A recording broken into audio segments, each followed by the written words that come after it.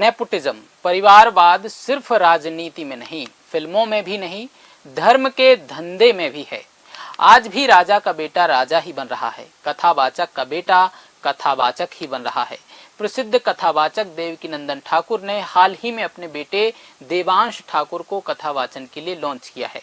देवांश ठाकुर ने अपना पहला कार्यक्रम यानी कथावाचन सोमनाथ धाम में भागवत चिंतन के रूप में किया है। देवकीनंदन ठाकुर एक कथा का 12 से 15 लाख रुपए लेते हैं। जाहिर है अब उनका बेटा भी इसी तरह करेगा और मोटी कमाई हासिल करेगा।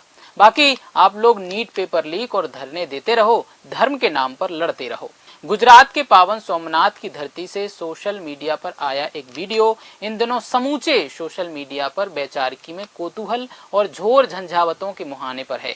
देश के विख्यात कथावाचक देवकीनंदन ठाकुर ने अपने 19 वर्षीय इकलौते पुत्र देवांश ठाकुर को एक भव्य धार्मिक महोत्सव के माध्यम से औपचारिक रूप से आध्यात्मिक मंच पर उतारा।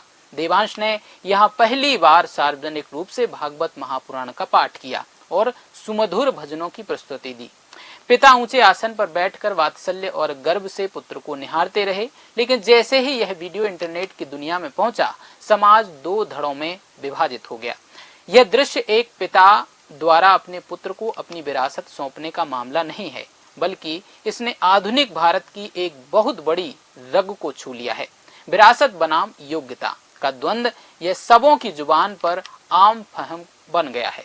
इस पूरे घटनाक्रम ने सोशल मीडिया को एक ऐसी तकरार में तब्दील कर दिया जहां परंपरा और आधुनिक तर्कों के तीर बिछौने से बिछ गए। सबसे पहले बात करते हैं सनातन संस्कृति और संस्कारों की अविरल धारा पर। समर्थकों और श्रद्धालुओं का एक बड़ा वर्ग इसे सनातन परंपरा का गौरव मान रहा है। उनका तर्क है कि यदि एक डॉक्टर का बेटा डॉक्टर बन सकता है, एक व्यवसायी का बेटा व्यवसाय संभाल सकता है, तो एक व्यासपीठ के उत्तराधिकारी का आध्यात्मिक मार्ग चुनना पूरी तरह न्याय संगत है। उनका मानना है कि मात्र 19 वर्ष की आयु में वैदिक ग्रंथों, संस्कृत के क्लिष्ट श्लोकों और भागवत के गूढ़ रहस्यों पर ऐसी पकड़ बना पाना मामूली बात नहीं है। हर किसी के लिए यह सरल नहीं है। देवांश के ओजस्वी वाणी, शुद्ध उच्चारण और मंच पर उनके आत्मविश्वास ने लाखों लोगों को प्रभावित तो किया है। समर्थकों के अनुसार यह परिवारवाद नहीं बल्कि संस्कारों का पीढ़ीगत हस्तांतरण है। इसके बिल्कुल विपरीत एक प्रबुद्ध और युवा वर्ग इस कदम को बेहद आलोचनात्मक दृष्टि से देख रहा है। सोशल मीडिया पर आम युवाओं और विभिन्न विचारकों ने इसे सीधे तौर पर अध्यात्म में नेपोटिज्म यानी कि परिवारवाद की संज्ञा दी है। सोशल मीडिया पर लोगों का कहना है कि आज देश का आम युवा नीट और जेईई, सिविल सर्विसेज और पुलिस भर्ती जैसी कठिन परीक्षाओं के चक्रव्यूह में फंसा हुआ है। दिन रात की हाड़ तोड़ मेहनत के बाद भी भविष्य अनिश्चित है। ऐसे में किसी को सिर्फ इसलिए एक स्थापित और करोड़ों का साम्राज्य थाल में परोसकर मिल जाए क्योंकि वह एक प्रसिद्ध कथावाचक का पुत्र है, यह अखरता है। इंटरनेट पर युवाओं ने व्यंग्य करते हुए लिखा है कि आम जनता के बच्चे तो केवल पंडालों में दरियां बिछाने, जयकारे लगाने और बेरोजगारी का दंश झेलने के लिए रह गए हैं, जबकि रसूखदारों के बच्चों का भविष्य पहले से ही सेट है। मूल रूप से मथुरा के माठ क्षेत्र के ओहामा गांव के निवासी देवकीनंदन ठाकुर स्वयं मात्र 6 वर्ष की आयु में सब कुछ छोड़कर वृंदावन आ गए थे। उन्होंने अपने कड़े संघर्ष, अध्ययन और अनूठी शैली से देश विदेश में अपनी एक विशिष्ट पहचान बनाई। आज उनकी उसी साम्राज्य की बागडोर उनके इकलौते पुत्र देवांश के हाथों में जाती दिख रही है।